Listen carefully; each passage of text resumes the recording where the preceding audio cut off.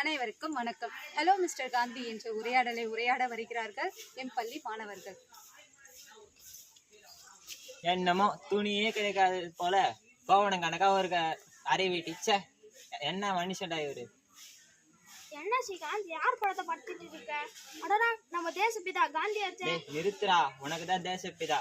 என்ன மனுஷன்டா இவரு? சின்ன வயசுல பொய் சொன்னாராம், புகைப்பிடித்தாராம், ஆபீஸ சாப்பிட்டாராம், அப்புறம் மகாத்மான்னு பட்ட வச்சு பாராம். என்ன ஸ்ரீகாந்த் இவ்வளவு கோபத்துல இருக்க? என்னாச்சு? நீ தானே நம்ம காந்தி தாத்தா படத்தை ஆசையா வாங்கி வந்து மாட்டின. என்னமோ இவரை பார்த்தாலே எனக்கு பிடிக்கலடா.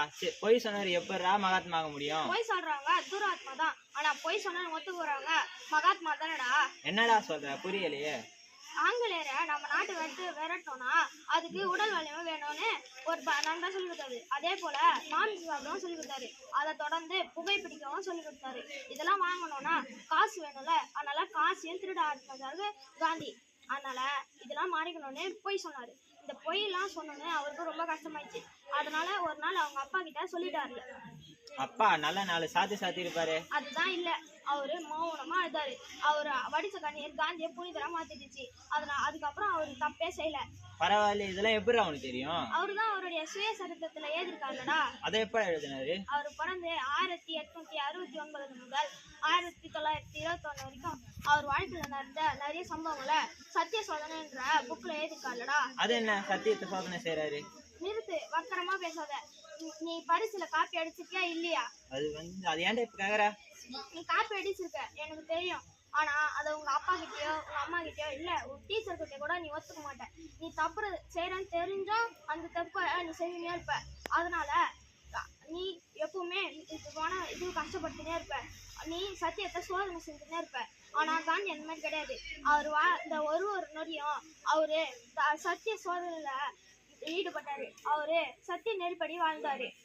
இப்ப தெரியுதா காந்திக்கும் நம்மளுக்கும் வித்தியாசம்? அப்போ காந்தி பரீட்சையில காப்பி அடிக்கவே இல்லை. ஒரு தடவை அவங்க வாத்தியாரு பக்கத்து பையன் பார்த்து ஏத சொல்லும் போது காந்தி அது தப்புன்னு தெரிஞ்சு அதை பண்ணவே இல்லை. ரொம்ப மட்டமான வாத்தியாரா இருப்பாரு போலயே. பாத்தியா, எப்ப பார்த்தாலும் யாரையாவது குறை சொல்லினே இருக்கிற. நீ ஒண்ணு புரிஞ்சுக்கோ, நீ சொல்றது குறையா இருந்தாலும் நிறையா இருந்தாலும் அது உங்களுடையவே ஒட்டிக்கும். அப்ப எது மிகப்பட்டு சொல்லணும்? ஆமா, நிறைகள் தான் பாராட்டணும். ஆமா, காந்தி 13 வயசுல கல்யாணம் கட்டிக்கிட்டாராமே. சின்ன அந்த காலத்துல குழந்தைகளைய கல்யாணம் பண்ணி வச்சிருவாங்களாம். அதுக்கு காந்தி என்னடா பண்ண முடியும்? காந்தி அவருடைய மனைவியை ரொம்ப கொடுமைப்படுத்தினாராம்ல. அது அடுக்குமா அவருக்கு? நிறுத்து. நீயும் நானும் நீ சொல்ற பேச்ச நான் கேட்கலன்னா நம்ம 2 பேரும் நட்பையும் முறிச்சிடுவேன். நீ என்ன பயமுறுத்துறல.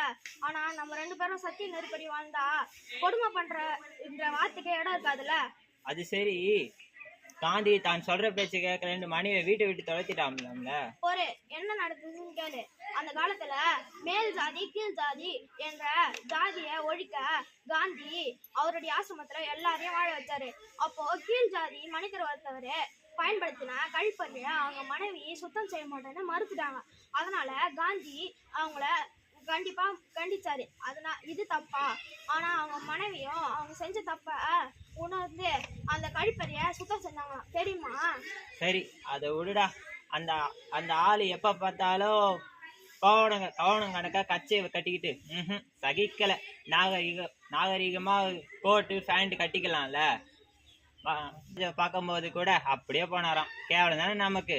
கோட்டு பேண்ட் ஷூட்டு ஆங்கில கணவன் மாதிரி இருந்த காந்தி வெறும் அரை நிர்வாணமா ஒரு கோமணத்தை மட்டும் கட்டிக்க அவர் என்ன பைத்தியமா? லண்டன் வட்டமேசைக்கு செல்லும் போது அவர் குளிர்ல நடிக்கிட்டு இருந்தாரு. அப்போ ஆங்கில குழந்தை வந்து என்ன அங்கிள் நீங்க ரொம்ப ஏழையா, உங்களுக்கு ட்ரெஸ் வாங்க கூட காசு இல்லையான்னு கேட்கும் போது ஆமா காந்தி சொல்றாரு. அப்ப அந்த குழந்தை சொல்லுது, அப்ப நான் எங்க அம்மா சூப்பரா ட்ரெஸ் தைப்பாங்க, நான் வேணா உங்களுக்கு ட்ரெஸ் தைச்சு எடுத்துன்னு அதான் சொல்றாங்க. அதுக்கு காந்தி அப்போ ஒரு கண்டிஷன், எனக்கு எங்க நாட்டுல 30 கோடி மக்கள் இருக்காங்க. 30 கோடி மக்களும் இதே மாதிரி ட்ரெஸ் இல்லாம தான் இருக்காங்க. அவங்களுக்கும் நீ தைச்சு தரேன்னா நானும் போட்டுக்கிற பாப்பான்னு சொல்றாரு. இவ்வளவு பெரிய விஷயத்த காந்தி அந்த குழந்தைக்கு சுருக்கி சொல்லிட்டாரு. அதே மாதிரி நீயா இருந்தா என்ன பண்ணிருப்ப? 1க்கு 9 சூட்டை எடுத்து பைக்குள்ள போட்டுப்ப. அப்ப லண்டன் போகும்போது அவரு அரை நிர்வாணமா போகும்போது அன்னைக்கு ஒரு நாள் மட்டும் ஆங்கில சட்டத்தையே மாத்தி எழுதினாங்களா, தெரியுமா? சரி, இவரு கஷ்டப்பட்டாரு நமக்காக, தியாகிதான்.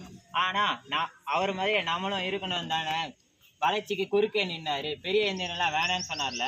அட மண்டு, இட்லியில தட்டுல இட்லியை வச்சு அந்த இட்லியை உன் வாயில ஊட்டுறதுக்கு ஒரு எந்திரம் வச்சா நீ ஒத்துக்குவியா?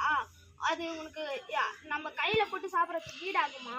அதே போலதான் நம்ம நாட்டுல இருக்கிற 30 கோடி மக்களுக்கு தேவையான உற்பத்திய 30 எந்திரங்கள் முடிச்சிடும். ஆனா நம்ம நாட்டுல இருக்கிற 60 கோடி கைகள் ஒண்ணு சேர்ந்துச்சுன்னா அப்ப உற்பத்தி பல மடங்கு ஆகும்.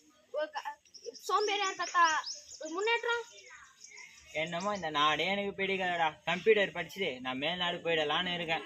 அது சரி, காந்தி அவருடைய ஆசிரமத்துல எல்லாரையும் வேப்பலை சட்னி சாப்பிட சொல்லுவாராமே, என்ன கொடுமை இது?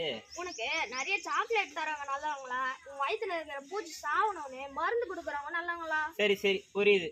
அப்படிப்பட்ட நல்லவனை ஏன்டா சுட்டு கொல்லணும்? அவன் தான் வீரன்னு என் நண்பன் சொன்னான்.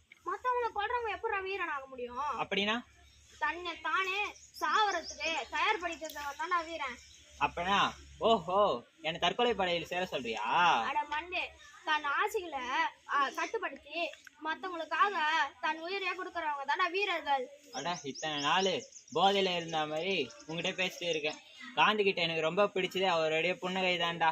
மனசு சுத்தமா இருந்தாதான் அந்த புன்சிரிப்பு வரும். கோடி கோடியா சம்பாதிச்சு பெரிய பதவியில இருக்கிறவங்களை அப்படி சிரிக்க சொல்லி பார்ப்போம், வலிப்பு வந்த மாதிரி சிரிப்பாங்க. ஆமாம், நாமளும் காந்தி மாதிரி நடக்க முடியுமாடா? ஓ ஆகலாமே. தலையே மொட்டை அடிச்சுக்கோ, கையில ஒரு குச்சை பிடிச்சுக்கோ, ஒரு கோவனை கட்டிக்கோ, அப்படியே வாயை தர உன் வாயில அந்த பல்லு எல்லாம் கொட்டி அடிச்சு உடச்சிடுறேன். அசல் காந்தி ஆயிடுவேன். ஏன்டா இப்படி சொல்ற? பின்ன என்ன, நீ உன் விருப்பப்படி வாழ்டானா காந்தி போல ஆக போறாராமா. காந்தி போல நீ உன் விருப்பப்படி வாழு. என்னடா குழப்பற? எப்படி தாண்டா நடக்கணும்? எப்படி தாண்டா வாழணும்? உன் விருப்பப்படி நீ வாழு. நீ சீக்கிரமா சொல்லுடா. ஒண்ணுமே புரியலடா. நாளைக்கு வேற சரித்திர பாடத்துல பரீட்சை இருக்கு. சீக்கிரம் சொல்லுடா. நீ சரித்திரம் படிக்க போறியா படைக்க போறியா? புரியலையடா. நீ இது வரைக்கும் நடக்காத ஒன்ன நடக்க வச்சுதான் அது சரித்திரம் படைக்கிறது. நீ நடந்ததையே படிச்சுட்டு இருந்தனா அது சரித்திரம் படிக்கிறது. எது பண்ண போற நீ? சரித்திரம் படைக்கணும்டா. அது எப்படா பண்றது? முதல்ல மத்தவங்களை கேட்கறத நிறுத்து. நீயா சுயமா சிந்திக்க ஆரம்பி. உன்னை பார்த்தாலே பொறாமையா இருக்குடா. நீயும் சேற்றில் பிறந்து வளர்ந்த செந்தாமரையில் பளிச்சுன்னு இருக்க. நானும் சேற்றில் மூழ்கி அழிந்து கிடக்கிறேன்டா. பரவாயில்லையே, சுயமா யோசிக்க ஆரம்பிச்சிட்டே. அது சரி, நீ ஒரு ரசிக மன்றத்துல சேர்ந்திருந்தியா, அது என்னாச்சு? இனி நான் மிஸ்டர் சத்தியத்தின் ரசிகன்டா. என் உள்ளத்துக்கு எது சத்தியன்னு தோணுதோ அதை ரசிக்க போறேன்டா. இதை உணர்த்தின மிஸ்டர் காந்தியை மறக்கவே மாட்டேன்டா. சரி, நம்ம 2 பேருக்கும் நல்ல நண்பர் என்ன மிஸ்டர் காந்தி, அது சரிதானே? சரி, நாளை சந்திப்போம்.